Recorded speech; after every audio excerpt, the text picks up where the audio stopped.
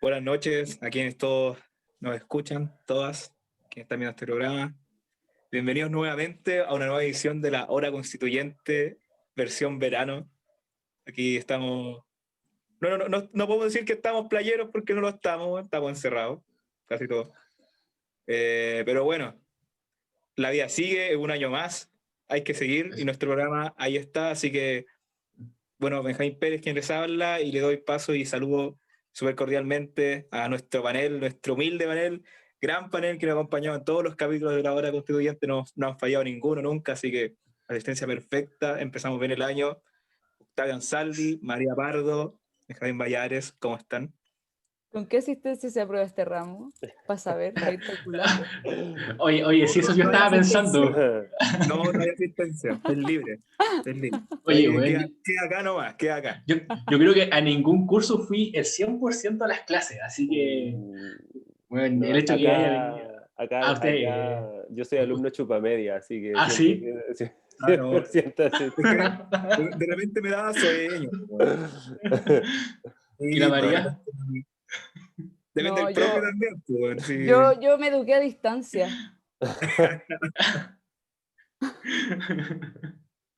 Es mentira lo que decía en todo caso. O sea, ¿iba y no iba a clase? Dependía, pero hubo casos en que tuve que pedir como el perdón que uno pedía antes cuando te faltaba el porcentaje de asistencia, lo pedí un par de veces, así que tan buen asistente no era tampoco. Ah, ya, muy bien. O si no, ya me estaba retirando indignado de este panel. Debo decir que eso me pasó con don Nelson Reyes, lo voy a decir. Pero me cae muy bien, un gran programa. Me cae bien. Sí, no, pero me cae bien. Tú fuiste, pero no te puso presente, si ese fue el problema. No. Aprobé.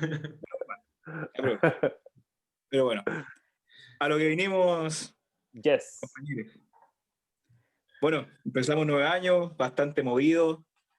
El 11 de ahora del presente mes se cerraron las inscripciones para las listas constituyentes, empezaron las campañas, se empezaban a mover, todos a sacar la foto bonita, el lema.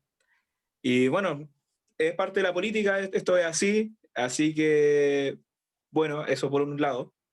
Y por otra parte, que era el tema central que nosotros vamos a tocar hoy, y a partir de lo cual vamos a ir conversando, que es, bueno, hoy se inició una nueva discusión en la Cámara respecto al proyecto de despenalización del aborto en nuestro país, más o menos yendo la tónica de lo que pasó en Argentina hace un par de semanas atrás, que se aprobó, y bueno, esto, si no me equivoco, estuvo congelado desde el año 2018, desde el año 2018 que no había una nueva discusión del aborto en la Cámara, y bueno, volvió en este momento.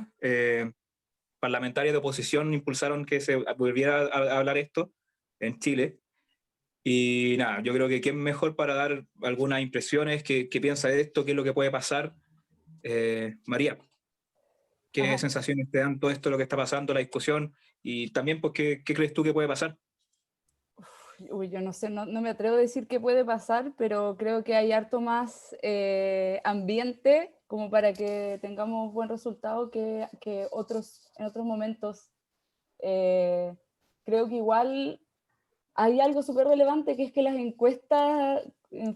encuestas arrasa la opinión de que hay que al menos despenalizar el aborto. Igual hay que poner énfasis en eso, que en el fondo, si bien tiene mucho que ver con lo que pasó en Argentina, que es como un motor para lo que está pasando acá, no podemos obtener el mismo resultado porque este proyecto no va con patrocinio del Ejecutivo, y por lo tanto no puede implicar una reforma que en términos sencillos implique desembolso de plata. En el fondo no se va a asegurar a través de esta reforma, si es que se llegase a aprobar, en el fondo que efectivamente los abortos se puedan realizar de manera gratuita y segura, sino solamente se va a quitar la pena, la sanción penal a las personas que se quieran realizar un aborto. Entonces eso igual es importante destacarlo, porque sería muy bueno, porque ya en el fondo traería muchas ventajas, solucionaría muchos problemas que hoy día tenemos. En el fondo, actualmente se estima que anualmente hay 100.000 abortos clandestinos, y eso es algo que ya se podría empezar a mejorar. No en óptimas condiciones, pero sí sería un avance importante.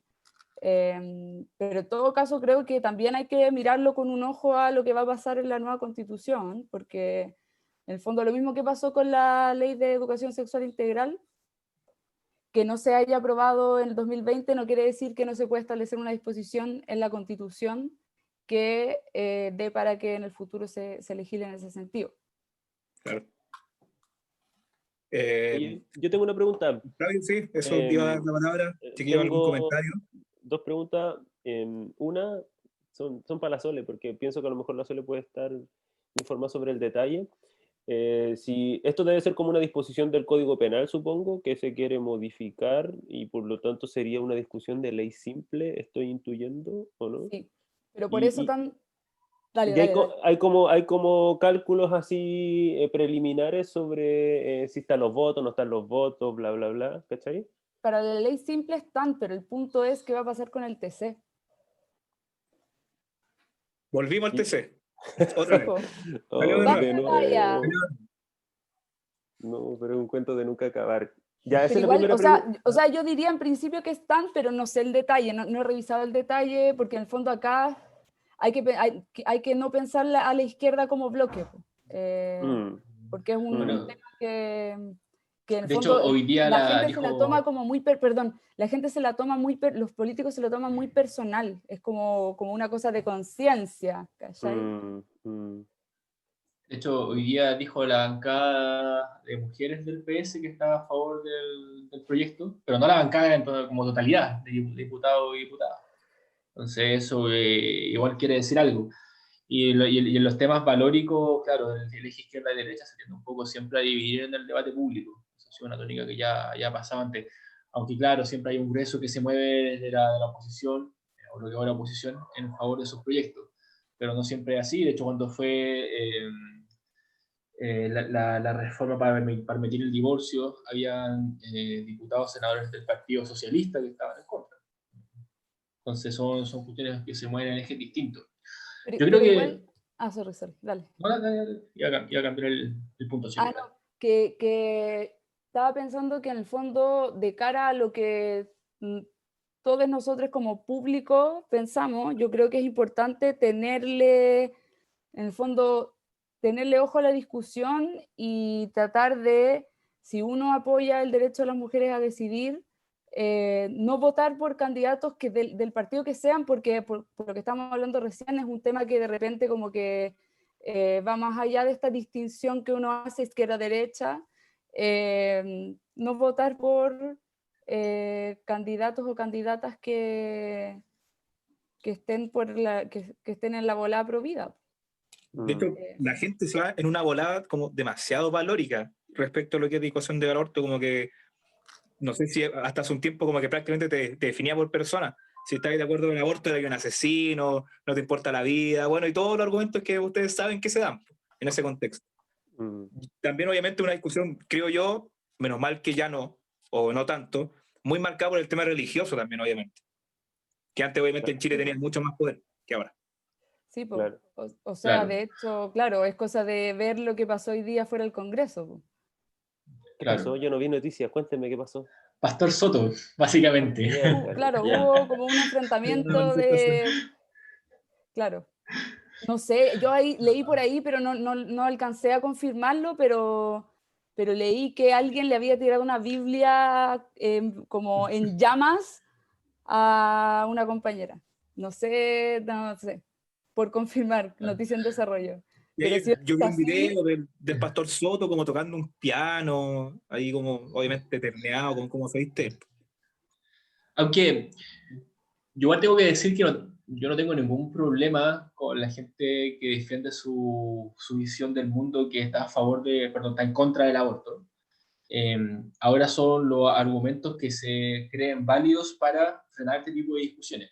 O sea, cuando se cree que un argumento de carácter teológico basta, o sea, invocar a Dios basta para frenar la discusión, bueno, yo ahí sí estoy en desacuerdo. Pero el hecho de que alguien defienda su postura y su concepción de ver el mundo, no hay problema. El problema para la discusión que tenemos nosotros acá es que si este proyecto es aprobado, pasa al Tribunal Constitucional, porque lo más probable es que haya un requerimiento, y ahí sí, en el diseño de instituciones que tenemos ahora, tenemos un problema de índole al final de nuevo, como ya lo hemos tenido muchas veces, democrático.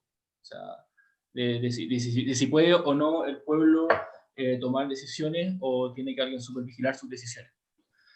Pero aparte de eso, yo creo que la cuestión interesante respecto a la discusión del aborto, y como ya lo decía igual María, es que está muy propulsada, o el motor, la energía viene de lo que pasó en Argentina hace poco, y eso igual nos habla, hay que tener en cuenta que los procesos están conectados.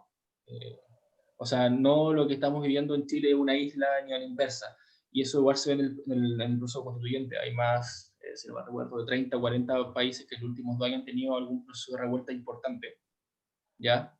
No solo nosotros, y para diferentes direcciones.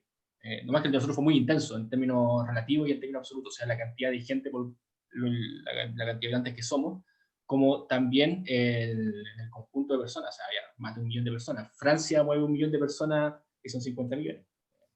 En ese sentido, lo de nosotros fue muy relevante. Pero ahora, dicho eso, uno también puede conectar toda esta discusión con lo que está pasando en Estados Unidos, que también está una disputa muy fuerte entre una agenda media conservadora, media contraelitaria, donde se cruzan muchas cosas. O sea, todo el proceso que vimos la semana pasada de sacando a Trump, tomándose el Capitolio del Congreso de Estados Unidos, también nos habla de algo que estamos viviendo acá, de un proceso anti-elitario, nomás que viene del sentido opuesto, viene de la extrema derecha. Y eso igual es que tener ojo, y en Europa está pasando algo similar. De hecho, en Europa es más interesante en algunos lugares, porque va por ambos lados. Estos movimientos anti-elitarios, o anti-elit política, económica, neoliberal, vienen tanto por la izquierda como por la extrema derecha. Por ejemplo, lo que pasa en España con Vox por la extrema derecha, y lo que pasa con Podemos, aunque ya más institucionalizado, por la izquierda. O sea, los sistemas democráticos, la democracia representativa y el neoliberalismo están tensionados no solo en Chile, sino que en el mundo. Oye, perdón. No, dale. No, que... son 2 cosas. Uno, para conectarlo con lo que decía recién el Benjamín, tengo la impresión, ustedes corríjanme si piensan otra cosa, de que en el caso norteamericano y en varios de los casos europeos por lo menos, hay mucho de el eje o la problemática separadora de aguas, que es como el problema de la migración, que en el fondo el que es natural, comillas, del lugar versus el que es como llegado, recién llegado o que viene llegando. Como que ahí me parece que hay como una cuestión que es muy potente en esos procesos. Sí. Me gustaría saber como si ustedes creen que esa problemática tiene o podría potencialmente tener en Chile un poder disruptivo como el que tiene en esos casos. Esa es la primera cosa. Y la segunda, pero podemos después, como para retomar el tema del proyecto que se está discutiendo en la Cámara, me gustaría saber, de la Sole sobre todo, la opinión o el sentido que tiene el tema de las 14 semanas, porque la despenalización entiendo que es como hasta las 14 semanas, si como la práctica abortiva ocurre en ese tiempo, no tendría reproche penal. ¿Cuál es el sentido que tiene? Yo me lo imagino, pero me gustaría porque entiendo que a la vez tiene que ser una idea que viene trabajada, qué sé yo, o viene de rebote de Argentina, o está trabajada por grupos feministas acá en Chile, y que debe responder a una cierta lógica, que tampoco es como aborto libre, bueno, hasta el día antes del parto, tampoco se trata de eso. Entonces, eso, que quería tirar esas ideas. Quizás complementando un poco lo que dice Octavio, yo tengo entendido que con respecto a lo del aborto principalmente, es que el tema de las 12 o 14 semanas, mucha gente lo saca a colación por el tema de que a esa edad que tiene el feto se desarrolla el sistema nervioso central del feto, básicamente. Entonces mucha gente que dice que ya a partir de las 12 o 14 semanas después empieza como a sentir, o se genera cerebro, etcétera, otro tipo de órganos dentro del cuerpo del feto. Entonces como que la interrupción antes de eso es como uno de los, no sé, me voy a entender bien, no hay que la Sole complemente como Sí. con lo que ella No, sabe es también. exactamente eso. Y en el fondo es un poco, por ahí leí, un poco como homogeneizar la idea que tenemos de vida y de muerte, en el fondo. Una persona muere cuando tiene muerte cerebral, ¿verdad? Ese es como legalmente lo que se estima que cuando termina la vida. Entonces, cuando empieza la vida debería estar relacionado con lo mismo. Y por eso va el tema de las 14 semanas. Esa es como la recomendación médica, en el fondo, desde esa Pero, perspectiva. Sole, perdón, pero eso, entiendo que eso aún para un cierto sector del feminismo es como un piso básico, como Sí, es como una demanda mínima. sí, porque en el fondo todo el tiempo que tú tienes adentro un ser que depende de ti para vivir, es un tiempo en el que o sea, si tú no puedes abortar, es un tiempo en el que tú estás siendo obligada a hacer algo con tu cuerpo que tú no quieres hacer. Eh, pero claro, yo creo que en el fondo hay que mirarlo como pasitos, ¿verdad? En el fondo, si no lo vamos a poder conseguir todo al tiro, también hay que tener como un sentido de realidad de lo que se puede hacer en el escenario político en el que estamos. Y creo que actualmente, como la perspectiva de lo que está sucediendo en el pueblo, es evidente que hay una aprobación de esa idea. El punto que se traslade y en el fondo esto es lo que hemos visto todo el año pasado, ¿verdad? Cómo no se traslada lo que es la opinión pública a el debate en el Congreso. Y entonces eso es lo que tenemos que mejorar también, ¿verdad? Pero quiero como ligarlo con lo que hablaba ahí antes del tema de como la xenofobia un poco, ¿verdad? Que yo creo que todos estos procesos, los que mencionó el Benja Valladares antes también, de polarización en particular de la derecha, estoy pensando, creo que tiene mucho que ver como con el análisis de psicología política, de cuál es la emoción predominante en la que se basan estos discursos, que es siempre el miedo.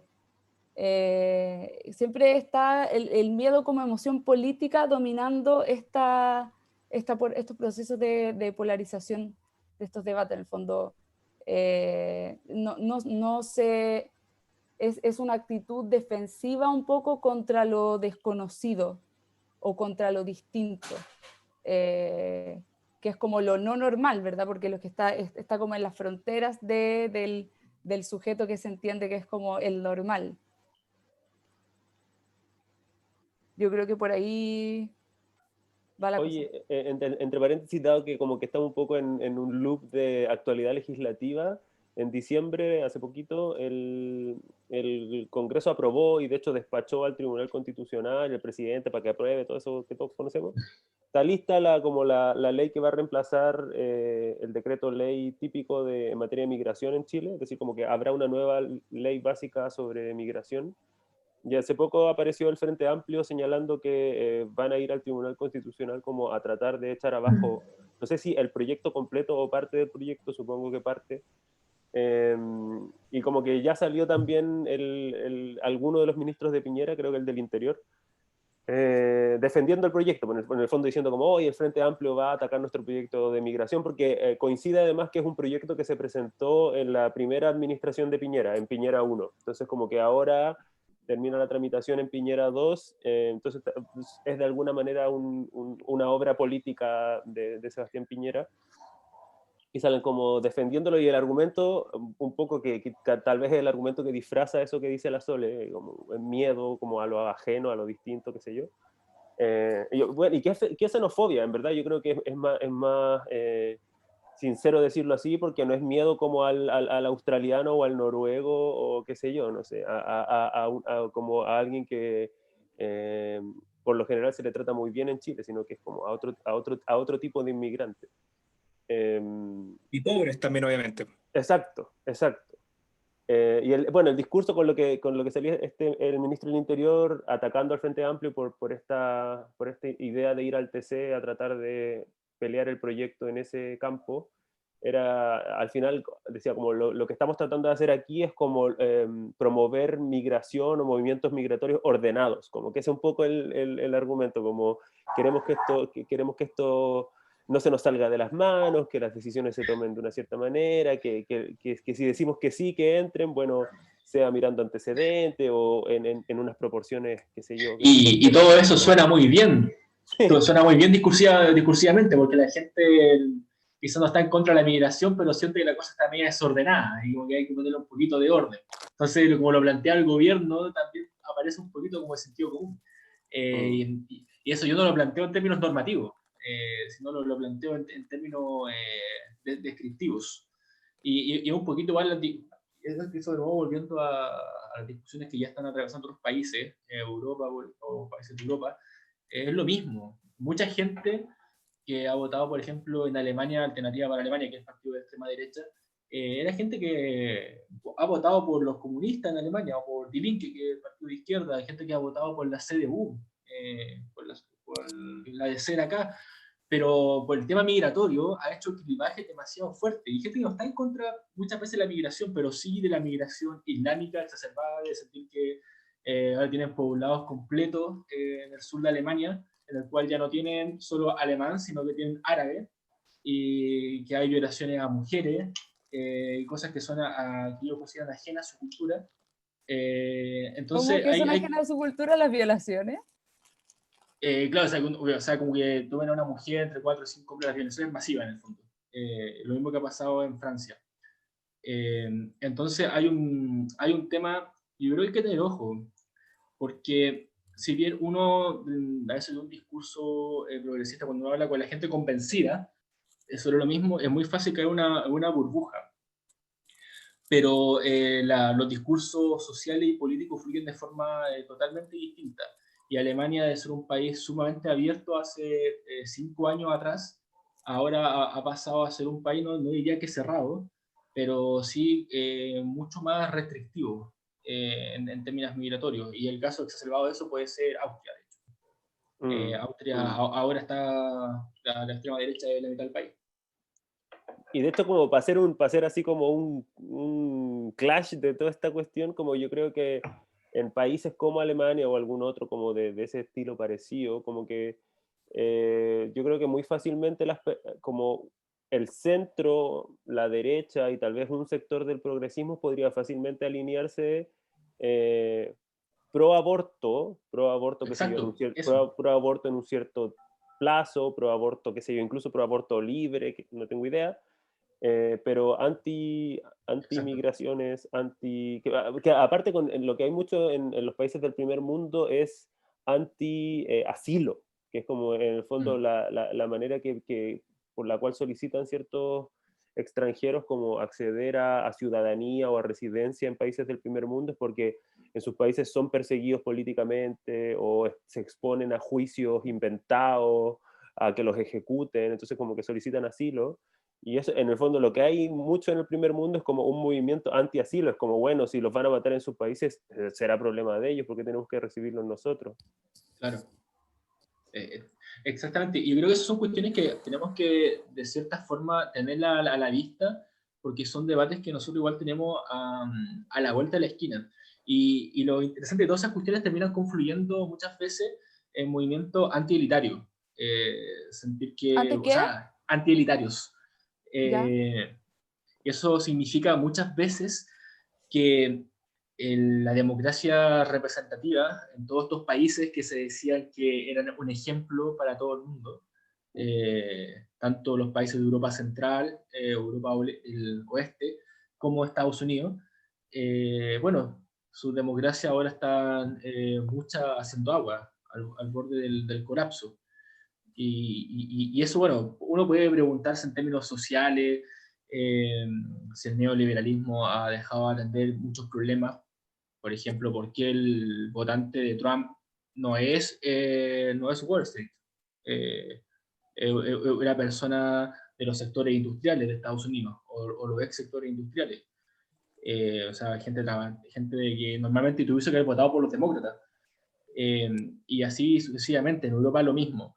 Y eso en Chile tenemos que tenerlo súper en claro porque, si bien parece moverse a veces la cosa, como lo decíamos en el programa pasado, hegemónicamente y culturalmente hacia un discurso más progresista o de izquierda, también es perfectamente posible que desemboque en un populismo de derecha. El problema del populismo en Chile, el populismo de hecho que podría representar el CAS, el Partido Republicano, es básicamente que son neoliberales todavía. Y como son neoliberales, no pueden abordar las demandas sociales. Pero si tuvieran algo de Trump y algo de la derecha extrema de Europa, perfectamente su discurso podría tener bastante cabida, yo creo. Yo quisiera hacer otro clash, como dijo Octavio, otro clash, con esto que estamos hablando. Bueno, igual fue ampliamente difundido, imágenes y todo, yo creo que todos lo vieron acá. El tema de cómo se tratan, por ejemplo, las manifestaciones, tanto, o la comparación que se hizo de la manifestación en Estados Unidos con acá. Con el tema de cómo toda esta la invasión al Capitolio, cómo prácticamente dejan que entren y queda lo mismo, y como que la represión al final no es tan dura como cuando no es la marcha del Black Lives Matter, ¿cachai? O acá, cuando son las marchas en Plaza Dignidad, no es lo mismo cuando son las marchas en Las Condes con Sebastián Izquierdo, no es lo mismo. O sea, al final ellos van escoltados, y a los demás, que son, no sé, pues, bueno, el perraje para ellos, o los pobres, disculpando la expresión del conductor, lo hacen cagar, pues, ¿cachai?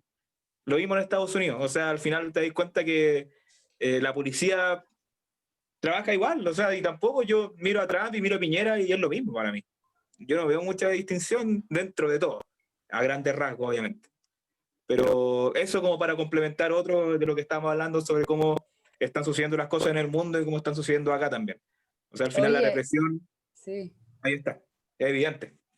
No, que estaba pensando que ahora escucho libros, no leo, que está escuchando el último libro de la Judith Butler, y ella habla de que en el fondo es algo que todos sabemos, pero lo dice de una manera muy pagán.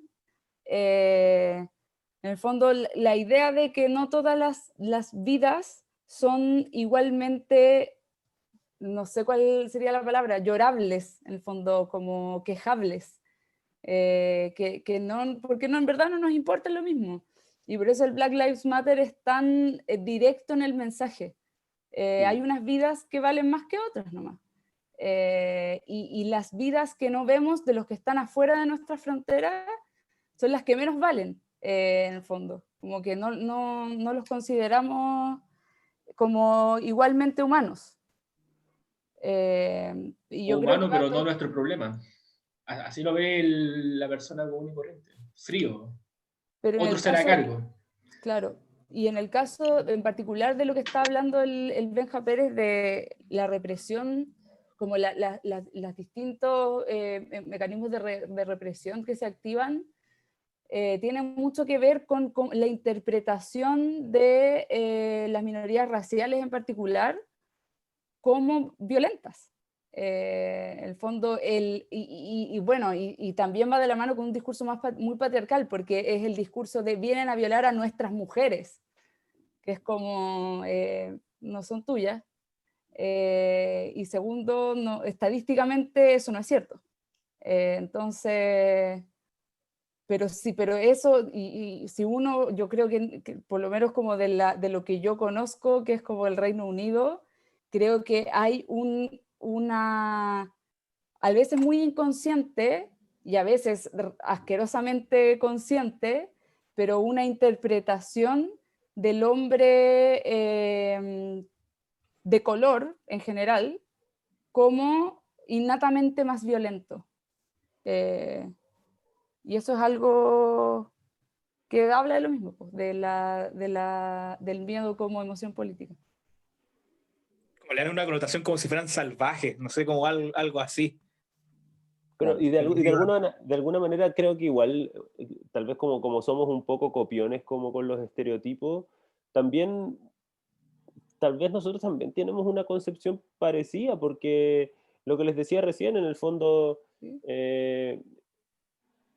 me parece que tenemos un mucho peor trato con la gente de nuestro vecindario latinoamericano, que es básicamente personas con las que tenemos así como un pasado en común, al menos desde el punto de vista de que fuimos todos colonizados, y nos parece así como, no sé, qué sé yo, ahora que hay barrios que han sido como muy poblados por, qué sé yo, venezolanos, colombianos, personas que vienen, no sé, haitianos, ¿cachai? Como que uno así como, bueno, qué sé yo, la gente dice como cambió el barrio, y como que eso tiene como un significado profundo bien fuerte, ¿cachai? Entonces como que... Y negativo. Y negativo. Sí. Entonces como que nosotros, y en cambio, no sé, pues si el barrio cambiara y se llenara, qué sé yo, de ingleses, no sé si uno diría así como, bueno, cambió el barrio, pero a lo mejor la cara sería otra, no sé. Sí. Sí, yo creo que es algo de lo que se va a agarrar mucho la derecha o sea, ya se ha agarrado harto de ahí, porque en el fondo es algo que el nacionalismo en Chile es algo que igual arrastra harto. En el fondo, Y es ¿cuántas transversal. veces sí, ¿y cuántas veces estos conflictillos de fronteras con Perú y Bolivia han sido utilizados políticamente para eso, como para que generar como una unión en torno a una causa común, absolutamente chaya, pero eso, pues, se instrumentaliza mucho. Como el fútbol. Como el fútbol. Como Como el fútbol. ¿Qué ejemplo más Mejor clásico? Mejor ejemplo del proceso de integración que implica la unidad política. Esa cuestión de la bandera y que todos cantamos el himno ahí en la cancha y cada uno defiende su país, sus colores, bla, bla, bla, bla. Pero eso yo no creo que en sí mismo tenga nada de malo. Yo creo que hay que tener ojo. No, pero Cosa... es que tiene una connotación distinta, po. No está cargado solamente de un discurso como de que nosotros queremos a la patria. Al final como que trasciende mucho más allá. Pero que Se por va eso, como yo creo que hay más. que distinguir como dos cosas. Una, el hecho de que las personas sientan el sentido de comunidad con algo. Y ahora cómo sienten el sentido de comunidad y cómo lo exteriorizan y qué significa eso. El sentimiento de comunidad no lo estamos inventando en Chile, es una cuestión que viene de las comunidades políticas desde antaño. Ahora, el hecho de que la gente se sienta en comunidad en cuestiones que son no políticas se puede ver a muchos factores. Yo no creo que haya que entrar a definir eso. No es malo per se. No, claro, Yo claro. Es que no culpo el tema es que, claro, el tema es que hay que tener cuidado con eso, porque cuando uno, bueno, claro, sale de los círculos de personas que discuten de política regularmente y habla estas cosas, es como que uno está hablando bueno, del capital. Es una weá como, oye, pero ¿qué tiene de malo querer a Chile? Te dice alguien. Y yo creo que esto es especialmente ojo, porque al progresismo en los países de Europa les pasó lo mismo. O sea, a países tan traumados como Alemania, ahora, después de como tratar de cerrar los ojos tanto tiempo, o de decir como, oye, pero esa es como gente que realmente está como hablando, como llevando un chauvinismo nacionalista, un nacionalismo, finalmente cerraron los ojos y bueno, y ahora tienen partido de extrema derecha. O sea, yo creo que hay que hacerse cargo del discurso de comunidad y también hay que saberlo llevar. Sí, es que yo creo que, y por eso es importante trascender el sentido de comunidad que se genera solamente como en la distinción más visceral de amigo-enemigo, de como somos esto porque no somos eso. Yo creo que tiene que tener más que ver con hacia dónde vamos, cuál es nuestro... qué tipo de sociedad queremos ser. Eso tiene la posibilidad de generar mucho afiate y mucho sentido de comunidad de una manera mucho más, menos violenta. Yo estaría de acuerdo contigo, pero tiendo a pensar que las cosas se mueven en sentido distinto. Por ejemplo, movimientos como el de Cataluña, movimientos como el de Escocia, se mueven en un sentido de comunidad, no precisamente hacia dónde vamos, sino precisamente en el sentido contrario, de dónde vinimos, de dónde somos, qué somos. O sea, nosotros catalanes somos algo distinto a España. Y no porque España quizás no nos represente o la Unión Europea no nos represente, sino es un tema de pertenencia cultural. Sí, sí, pero... y eso es como el problema de la modernidad, yo creo, como estamos viviendo ahora, en este momento. Pero justamente no es una razón superficial, po. No es como que estén pensando en cualquier cosa como para querer tener ese sentido como de... Es que por eso te digo, yo por eso hablé del fútbol, porque es como el ejemplo más básico de decir como, reunámonos todos en torno a la bandera y seamos un equipo y bla, bla, bla. Más allá de que a mí me gusta el fútbol, sí, por eso estoy, más allá de eso, pues, ¿cachai? Yo estoy consciente como de lo que implica. Pero por eso, si tú me decís, me nombré Cataluña, yo sé que Cataluña tiene un sentido de pertenencia de nación distinto del que hablamos de cuando nos unimos con la camiseta de Chile para jugar a la pelota. Yo creo que solamente ese sentimiento de pertenecer a algo en un sentido no político, en un sentido cultural, histórico. Pero es que todo es potencialmente político. Potencialmente. La cosa del fútbol yo creo que o sea, tiene un matiz importantemente político. Todo claro, pero el argumento es sencillamente que hay cuestiones que congregan a los seres humanos, en este caso una comunidad, la gente de Chile, que lo distingue de otras comunidades, en este caso de Argentina, Perú, Bolivia, etc. Y esa es una cuestión que uno no puede mi punto es sencillamente uno no puede desechar en términos normativos. Porque cuando uno los desecha en términos normativos, que en la izquierda somos bastante buenos para hacer eso, después de repente en la cara nos explota un movimiento por la extrema derecha.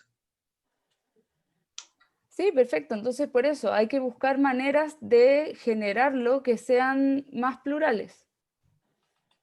Eso no quiere decir que uno esté defendiendo un pluralismo como yermo, digamos, Claro. que simplemente lleve a la desintegración de la unidad política. Buena onda.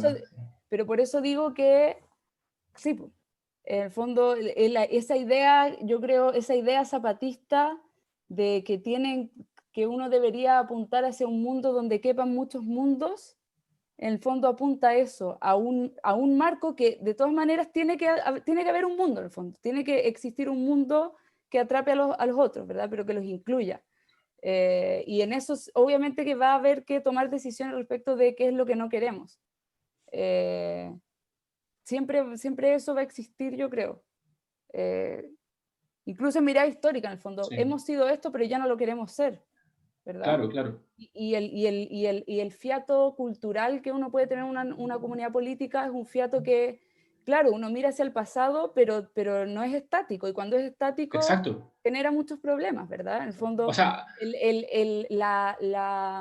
de repente la idealización del pasado precolonial, por ejemplo, que no tiene nada de malo estudiarlo y ver lo hermoso que fue o todas las cosas buenas que se pueden sacar, pero hay que siempre proyectarlas hacia el futuro, en el fondo.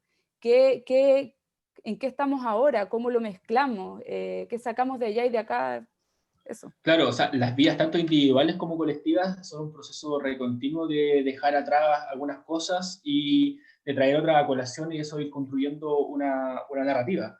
Es una cuestión constante. Y eso es lo que estamos haciendo ahora, de hecho. O sea, el hecho, siendo algo más coyuntural de nosotros como comunidad política, el que se hayan incluido a los pueblos originarios para la constituyente.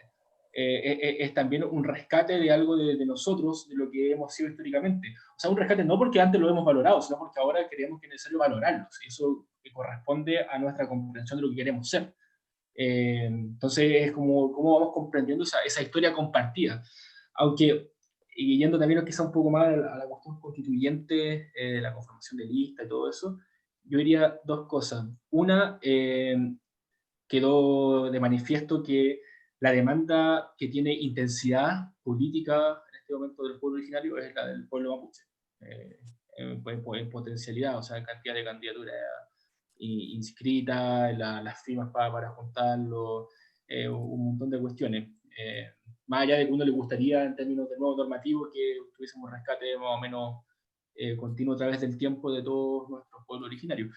Eso por un lado. Y por otro lado, algo que Octavio mencionó ahí en el chat, en el fondo el sentido de lo que es oposición, o sea, de la conformación de oposición. Ahora ha habido todo un debate público en el sentido de lo que se hace en los medios institucionales, los grandes medios de comunicación, de por qué no va la oposición junta, la gran dispersión de voto, y la gran dispersión de voto va a favorecer que gane la derecha, entonces no van a ganar los 2/3, y etc. Entonces vale la pena preguntarse qué significa ser de oposición en esta circunstancia. Sí, bueno, para la gente que nos está viendo, y obviamente se nos lleva una gran sorpresa, nosotros tenemos un grupo de WhatsApp, ahí nosotros conversamos, tiramos ideas, nos reímos un poquito, y bueno, para darle paso a Octavio, que lo noté callado y pensativo, a ver si se manda como un speech más o menos largo, y él incorporó esta idea de que al final, ¿qué es la oposición? ¿Qué constituye como bloque político al final? ¿Quiénes somos? ¿Qué componentes tiene? Y él quería dar también un espacio para que habláramos de eso, que obviamente también oposición, ahora todos pueden ser de oposición, pues. Así que desde la derecha hasta la izquierda incluso, pues con Piñera acá, puta, todos pueden ser oposición. Pero bueno, hablando precisamente de la constituyente y del país que queremos que sea Chile, Octavio, te doy la palabra. ¿Qué sensaciones te tiene o qué pensaste tú cuando nos propusiste esta idea de qué es la oposición al final? ¿Y cómo lo miras de cara a la constituyente? Ya, bacán. Oye, quiero hablar de eso, pero espérate, que necesito hacer 2 tweets antes de hablar de eso porque hablaron muchas cosas interesantes y yo de verdad que estaba pensando que una, sobre la cuestión de los mapuches y como su peso específico dentro como del cuerpo de los pueblos indígenas en general, como que yo ahí resaltaría que el caso mapuche además como el caso más político en el sentido de que está más cerca de como la violencia política desatada, como que es como lo que más necesita pacificación como respuesta constitucional. Eso por un lado, y lo otro, una cuestión que pensaba hoy día en la mañana, y con esto pasa lo de la oposición, que pensaba hoy día en la mañana como, decía como, bueno, ya mira, yo obviamente tengo fidelidades políticas declaradas, me gustaría que el futuro político de Chile fuera de unos ciertos colores bien determinados, pero bueno, en fin, va a haber un día en el futuro más o menos cercano en el que los resultados de la elección de los constituyentes va a dar que hay 155 personas que representan al pueblo chileno para efectos del proceso constituyente. Sí, como que yo pensaba que igual va a ser emocionante, a pesar de que uno tenga incluso críticas contra el sistema proporcional de, qué sé yo, cómo se aplica a los distritos, cómo un sector fue en 2 listas, la incidencia de los independientes, la derecha, qué sé yo. Y yo creo que incluso con todos esos peros, yo creo que va a ser emocionante darse cuenta que al final yo no voy de candidato por ninguna parte, ustedes tampoco, como va a ser emocionante saber que hay 155 personas que representan al pueblo, para algo acotado además, y que algo que va a ser súper importante. Entonces, mira, más allá de que nos guste, más allá de que como que sean los colores que uno quisiera para el futuro, yo creo que es emocionante pensar que encontramos una manera de tratar de reflejarnos todos en eso, y al final, aunque a uno no le guste, uno va a tener que decir como, bueno, mira, más o menos eso es Chile, como que será mejor o peor, será más o menos acorde o no acorde con lo que a uno le gusta personalmente, pero eso es Chile al final. Eso.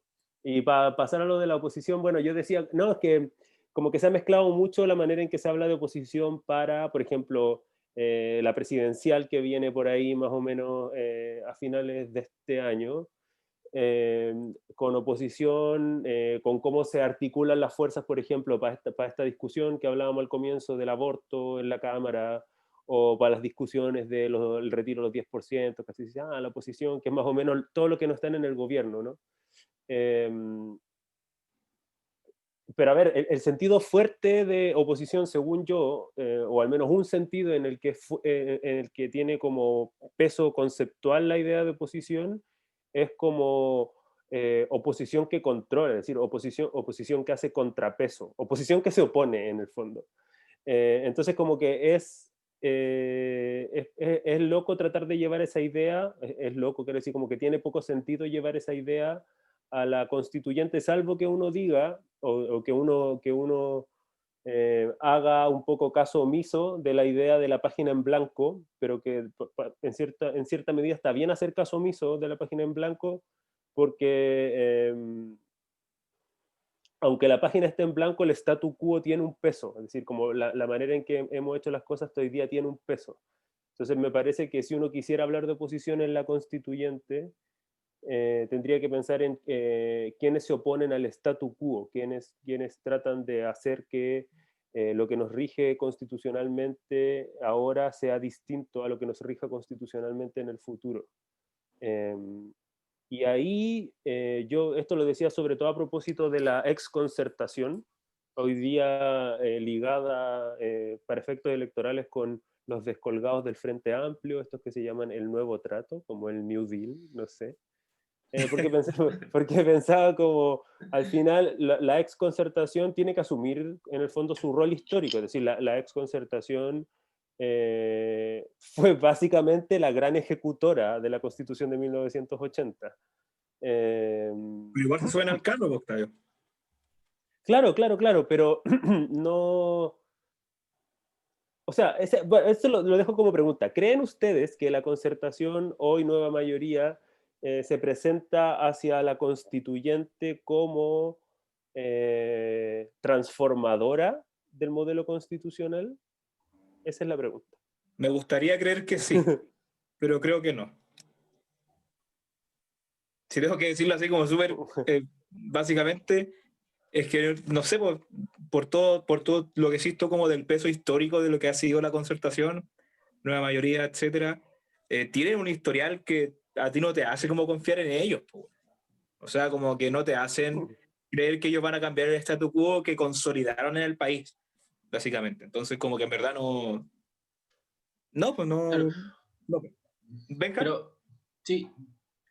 A ver, yo estoy de acuerdo como lo plantea el Octavio en que la concertación es el ejecutor de la Constitución de 1980, pero creo que en términos constituyentes, quienes van a hacer oposición, claro, son quienes se oponen al status quo. Habría que identificar qué es lo que es eso, en términos como muy, muy concretos, porque claro, se han articulado un montón de discursos, e incluso por buena parte de la derecha oponiéndose a lo que actualmente tenemos, porque todos saben que no puede articularse los discursos públicos de la misma forma que hemos estado articulados hasta hace un par de años atrás. El tema es en términos más finos, ¿qué significa eso? Por ejemplo, a mí no me extrañaría que haya una buena parte de RN que diga estar de acuerdo con los derechos sociales, más incluso una parte de la UDI. Pero habría que entrar a definir qué significa eso. Lo mismo que la concertación. Yo creo que toda la concertación va a decir que está a favor de los derechos sociales. Y posiblemente una buena parte va a decir que está de acuerdo en tal mecanismo de participación a la ciudadanía. Pero entonces, como en las frases comunes, habría que entrar a ver. Ahora, lo que yo creo que va a pasar en términos más concretos, creo que sí, una parte de la concertación está dispuesta a tener un rol más transformador, y fue como la fractura que se dio en el gobierno de Bachelet, que había un sector que estaba dispuesto a impulsar una agenda transformadora, otra que no, porque esto es importante, porque también tirar el gobierno de Bachelet por la borda, oponerse al gobierno de Bachelet, significaba también votar la concertación. Si, era salir a negar esos 20 años. Eso significaba en términos históricos, y cuando ellos cacharon eso, el Partido del Orden, fueron chucha, entonces nuestros 20 años, que supuestamente eran los más exitosos de la historia de Chile, también se van a la borda. Entonces va a ser interesante analizar eso. Yo creo que va a ser más interesante lo que va a hacer la derecha, porque si bien la derecha, y esto lo he dicho yo, que han dicho varios analistas ya, si bien llega unida en términos de pacto a la constituyente, realmente están fracturadas en la interna. Hay una derecha más neoliberal y una derecha que es mucho más pragmática, mucho más política. Por ejemplo, la derecha de Mario Desbordes. No van a tener mucho asco en pitearse el neoliberalismo. Eso no significa que vayan al socialismo, ni nada de eso, obviamente que no. Pero no van a tener asco en eso, como tuvieron asco en el 15 de noviembre, una cuestión que era impensada hace un mes antes del 15 de noviembre de votar la Constitución del 80, cuando cacharon que el IPSA había caído más de 20 puntos por casi un mes, cacharon que ya no daba ni siquiera sustento económico cómo estaban las cosas. Y no tuvieron asco en votar la Constitución. Pero yo creo que la verdadera oposición va a estar planteada no como lo plantea el Partido Comunista, porque ellos saben que va a pasar eso, más probable que pase, se quieren apoderar discursivamente de eso, en la movilización que esté desde afuera. O sea, la presión popular que haya por impulsar ciertos temas o oponerse a otros. Y ahí yo creo que va a estar en la oposición en términos de pueblo, como también ha sido hasta ahora. O sea, cuando se dio aprobado el 10%, fue ¿por qué? Porque hubo un cacerolazo en todo el país. Y al final la derecha se dio cuenta que tenía que aprobarlo. Y bueno, aparte de la concertación también, ¿se acuerdan cuando Lago Weber quería poner una indicación? A ponerle un impuesto a cierta cantidad, chao, para la casa. No estaban los tiempos políticos para eso. Y eso fue porque si no se hacía eso, quedaba la cagada. Yo creo que ahí va a estar la oposición, de verdad, en términos duros políticos. María. Yo quiero decir a la pregunta que plantea el Octavio, en fondo, ¿cuál es la oposición al statu quo en términos constitucionales? Pensando en que la Constitución, más allá de un papelito, es la manera en que se configuran las fuerzas políticas, en que se configura el poder, quién tiene el poder en el Estado. Creo que el punto es que para mí, quedan a la derecha o quedan defendiendo ese statu quo todos aquellos que no estén por quitarle poder a los actores capitalistas. Ahí es donde está el poder. Entonces, todas estas soluciones que solo miran hacia derechos sociales es solamente una maquillada del sistema neoliberal. En el fondo es la manera que le permite al sistema neoliberal mantener su esencia, pero cambiar su forma. De hecho, en el fondo es lo que necesitan hacer. Derechos sociales es la fórmula, porque con derechos sociales, en el fondo, tampoco tenemos que pensarlo en términos que el derecho social es socialismo. Derechos sociales es simplemente mantener a la población en un mínimo de subsistencia para que sigan haciendo lo que están haciendo por el sistema neoliberal actualmente. ¿Mejora las condiciones de vida de las personas? Por supuesto que sí. Pero el punto es si vamos a seguir financiando a través de derechos sociales y a través de otros tipos de financiamiento a los actores capitalistas que actualmente, en el fondo, toman las decisiones políticas. Entonces, yo creo que por ahí puede ir una alternativa de respuesta a esa pregunta. Claro, yo como para darle un giro a la tuerca, a lo mejor uno podría tratar de, como, para usarlo como para identificar, así como, ¿cómo se puede decir? Detector de statu quo. Eso, como cuando, si el discurso constituyente se centra en la reforma del Estado-sociedad, o peor, individuo-Estado, eso de como los poderes magnánimos del Estado, el pobre individuo, y qué sé yo, la articulación política del ciudadano dentro del Estado. Soy un bonita. Discusión simonónica. Exacto, porque el tema del poder, y estoy de acuerdo, pero 100% con lo que dice la María, el tema del poder hoy día no se cocina ahí. Hay temas que hablar ahí, pero para hablar algún tema que valga la pena en ese ámbito, individuo, sociedad, Estado, hay que hacerlo desde la perspectiva de apretar los ejes de poder que no están ahí. O sea, como, ¿qué puede hacer el Estado, qué puede hacer la sociedad para distribuir el poder que está hoy día ubicado en otra parte? Bueno, quizá un buen indicador de eso, claro que un nivel grosero, obviamente, es el tema de la discusión del TPP-11. En el fondo ahí el que se cuadra con el TPP-11 es el que está, pero por antonomasia, a favor del statu quo. Oye, ojo que Trump, o sea, Estados Unidos fue un artífice del TP-11 y Trump se salió. Y eso yo creo que tiene mucho sentido por la derecha, pero la derecha no neoliberal, sino más proteccionista, populista. Y yo si fuese de extrema derecha, le diría, ojo ahí, o sea, si usted quiere ser de derecha, estar en vigencia social, tiene que votar el neoliberalismo. Puede ser siguiendo a ser conservador, homofóbico, xenofóbico, todo lo que usted quiera, pero tiene que dejar de lado el neoliberalismo porque es la única forma de seguir con vida. Pero es que eso se lo puede permitir Estados Unidos, no Chile. No, pero el punto es de la articulación del discurso público. Yo no digo si sea bueno o malo en términos económicos. Yo la verdad desconozco si en términos económicos el TPP-11 es bueno o malo. Yo estoy simplemente viendo las pulsiones.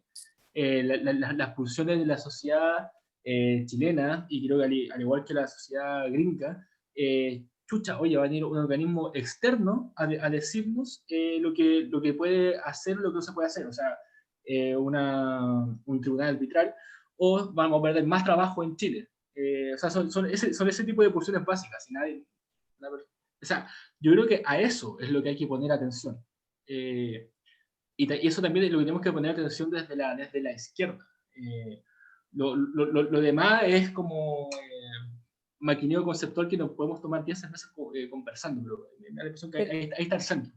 Pero Benja, pero igual ahí el discurso siempre es, en el fondo, claro, no vendamos nuestro poder, ¿verdad? Como hacia afuera, pero siempre se mantiene el discurso que tampoco es un capitalismo concurrencial, en el fondo. No es, saquemos el neoliberalismo porque ahora vamos a volver al capitalismo Hello Kitty. Es simplemente un proteccionismo.